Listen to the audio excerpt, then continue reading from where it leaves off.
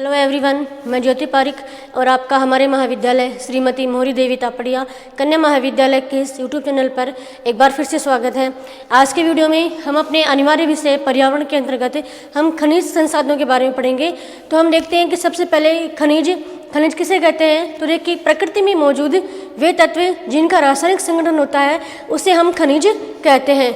मतलब खनिज प्रकृति में मौजूद होते हैं और इनका विशिष्ट रासायनिक संगठन होता है। रासायनिक संगठन,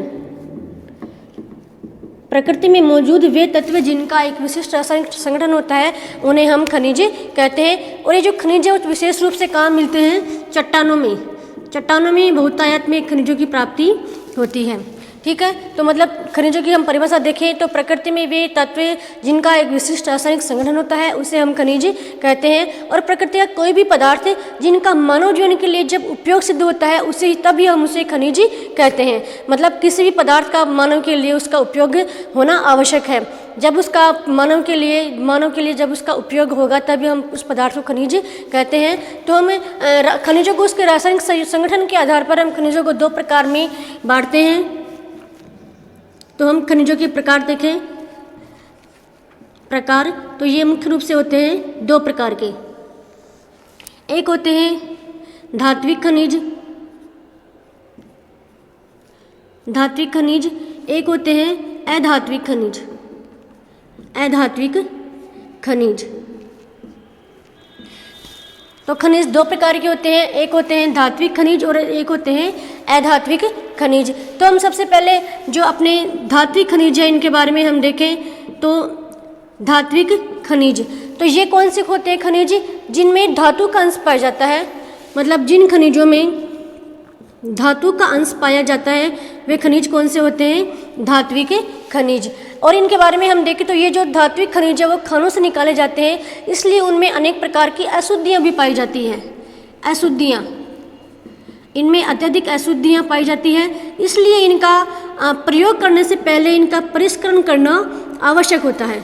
इनका प्रयोग करने से पहले इनका शुद्धिकरण करना आवश्यक होता है, क्योंकि इनमें खानों से निकलने के कारण इनमें अनेक प्रकार की अशुद्धियाँ पाई जाती हैं। तो धात्विक खनिज होते हैं वे होते हैं जिनमें धातु का अंश पाया जाता है। अब ये धात्विक खनिज होते हैं वो भी दो प्रकार के होते हैं। एक होते हैं लोह खनिज, एक होते हैं अलोह। और तीसरे प्रकार के होते हैं बहुमूल्य खनिज।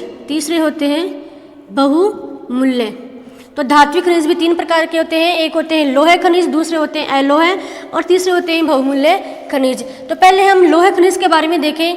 तो लोह खनिज वे खनिज होते हैं जिनमें लोह अंश की मात्रा पाई जाती है।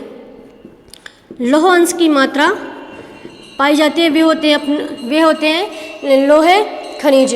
और अलोह खनिज वे होते हैं जिसमें लोह अंश की मात्रा नहीं पाई जाती है। लोह अंश की मात्रा इनमें नहीं पाई जाती है, वे कौन से होते हैं? अलोह खनिज। तो हम सबसे पहले लोह खनिजों के बारे में देखें। तो ये जो लोह खनिज हैं इसमें कौन कौन से आते हैं? जिसमें लोहा अयस्क, मैग्नीज, निकिल, कोबाल्ट, लोहा अयस्क, मैग्नीज, निकिल, कोबाल्ट, ये आते हैं अपने कौन से खनिजों में? लोह खनिजों में, जिनमें लोहा अंश की मात्रा पाई जाती है। तो लोह खनिजों में कौन कौन से खनिज आते हैं? लोहा अयस्क, मैग्नीज, निकिल और कोबाल्ट। ये चार प्रकार के जो खनिज है वो अपने आते हैं लोह खनिजों के अंतर्गत। फिर अलोह खनिजों के अंतर्गत जिसमें लोह अंश की मात्रा नहीं पाई जाती है उनमें आते हैं तांबा, जस्ता और बॉक्साइट। अलोह में तांबा, जस्ता और बॉक्साइट, ये आते हैं अपने कौन से खनिजों में? अलोह खनिजों के अंतर्गत, जिसमें लोह अंश की मात्रा नहीं पाई जाती है। ठीक है, और अपने बहुमूल्य खनिज जिसमें सोना, चांदी, प्लेटिनियम, ये हैं अपने बहुमूल्य खनिज। सोना, चांदी, प्लेटिनियम, ये अपने हैं कौन से? बहुमूल्य खनिज। तो धात्विक खनिज तीन प्रकार के हो गई, लोह, अलोह और बहुमूल्य खनिज। लोहा खनिजों में जिसमें लोहा अंश की मात्रा पाई जाती है उनमें प्रमुख कौन कौन? लोहा अयस्क, मैग्नीज, निकिल और कोबाल्ट। और अलोह खनिजों में जिसमें लोहा अंश की मात्रा नहीं पाई जाती है वे खनिज है तांबा, जस्ता और बॉक्साइट। और बहुमूल्य खनिज अपने हैं सोना, चांदी और प्लेटिनियम। तो ये हो गए अपने किसके प्रकार? धात्विक खनिजों के प्रकार। ठीक है, उसके बाद अपने अगले हैं अपने अधात्विक खनिज। दूसरे प्रकार के अपने खनिज हैं अधात्विक खनिज। तो देखिए अधात्विक खनिज वे खनिज होते हैं जिसमें धातु की मात्रा नहीं पाई जाती है, जिसमें धातु का अंश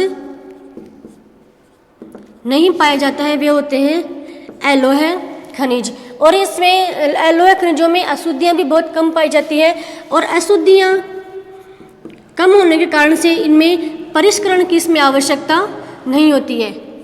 परिष्करण की आवश्यकता अलोह खनिजों में नहीं होती है क्योंकि इनमें जो अशुद्धि है वो बहुत ही कम पाई जाती है। ठीक है, तो ये विद्युत के कुचालक भी होते हैं। जो अलोह खनिज होते हैं वो विद्युत के कुचालक, इनकी सबसे बड़ी विशेषता ये होती है कि ये विद्युत के कुचालक होते हैं। और जो लोहा खनिज होते हैं वो क्या होते हैं? विद्युत के सुचालक। धात्विक खनिज होते हैं विद्युत के सुचालक और अधात्विक खनिज होते हैं विद्युत के कुचालक। ठीक है, उसके बाद हम देखें तो इसमें कौन कौन से खनिज पाए जाते हैं, जैसे जिप्सम, रॉक फॉस्फेट, चूना पत्थर, जिप्सम, रॉक फॉस्फेट, चूना पत्थर, चूना पत्थर के अलावा फास्फोरस, संगमरमर, ग्रेनाइट,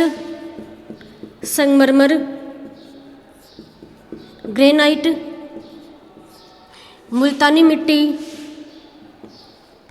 ये सभी अपने जो खनिज है वो कौन से हैं? अधात्विक खनिज है। तो अधात्विक खनिजों की सबसे बड़ी विशेषता ये होती है कि ये विद्युत के कुचालक होती है और इनमें धातु का अंश नहीं पाया जाता है। ये है अपने कौन से? अधात्विक खनिज। अब उसके बाद हम भारत में जो खनिज है, भारत खनिजों के बारे में हम बात करते हैं। खनिजों के प्रकार के बाद हम जो भारत में जो खनिज पाए जाते हैं उनके बारे में देखें। तो देखिए हमारे भारत में अलग अलग प्रकार के 95 प्रकार के खनिज भारत में विद्यमान हैं। कितने प्रकार के? 95 प्रकार के, जिनमें हम देखें तो 4 ईंधन खनिज है, 10 धात्विक खनिज है, 4 अपने हैं इसमें ईंधन खनिज, 10 है धात्विक खनिज, 10 प्रकार के यहाँ मिलते हैं धात्विक खनिज। उसके बाद में 23 प्रकार के गैर धात्विक, 23 प्रकार के गैर धात्विक या अधात्विक, 23 प्रकार के मिलते हैं अधात्विक। और 3 परमाणु और 55 लघु खनिज, 3 परमाणु और 55 लघु खनिज। इस प्रकार से भारत में बहुतायत में खनिजों की प्राप्ति होती है। भारत में कुल मिलाकर 95 प्रकार के जो खनिज वो प्राप्त किए जाते हैं। इसमें 4 प्रकार के जो है ईंधन खनिज, जिसमें कोयला है, पेट्रोलियम है, प्राकृतिक गैस है। और 10 अपने हैं धातु खनिज, जिसमें धातु में जिसमें लोहा, चांदी, सोना। ठीक है, और 23 हमारे हैं गैर धात्विक और 3 अपने परमाणु खनिज, जिसमें जैसे यूरेनियम है। और 55 प्रकार के अन्य खनिजों की प्राप्ति भारत में की जाती है। और फिर हम भारत में देखें तो सर्वाधिक मात्रा में जो किन किन क्षेत्रों में खनिजों की प्राप्ति की जाती है, तो भारत में मुख्य रूप से 5 राज्य है, वहाँ पर विशेष रूप से अधिक मात्रा में खनिजों की प्राप्ति की जाती है। और भारत में हम देखें तो अपना भारत का छोटा नागपुर का पठार, भारत का छोटा नागपुर के पठार में अत्यधिक मात्रा में खनिजों की प्राप्ति की जाती है। और हम भारत के राज्यों में हम देखें तो भारत में उड़ीसा,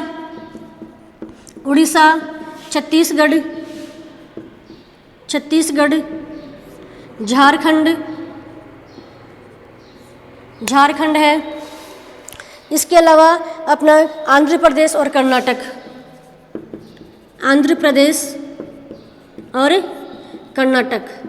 इन राज्यों में विशेष रूप से खनिजों की प्राप्ति की जाती है। मतलब खनिजों की दृष्टि से जो राज्य वो एक धनी राज्य माने जाते हैं। और विशेष रूप से हम देखें खनिजों की दृष्टि से सबसे महत्वपूर्ण जो स्थान है वो अपना है छोटा नागपुर का पठार, यहाँ अनेक प्रकार के खनिजों का उत्पादन किया जाता है। तो हम ये आज के वीडियो में हमने खनिजों के प्रकार के बारे में देखा है और भारत में जो खनिज है उनके बारे में हमने देखा कि खनिज कितने प्रकार के पाए जाते हैं और उनके मुख्य जो राज्य हैं वो कौन कौन से हैं। अगले वीडियो में हम खनिजों के विस्तार के बारे में हम पढ़ेंगे। तब तक के लिए धन्यवाद।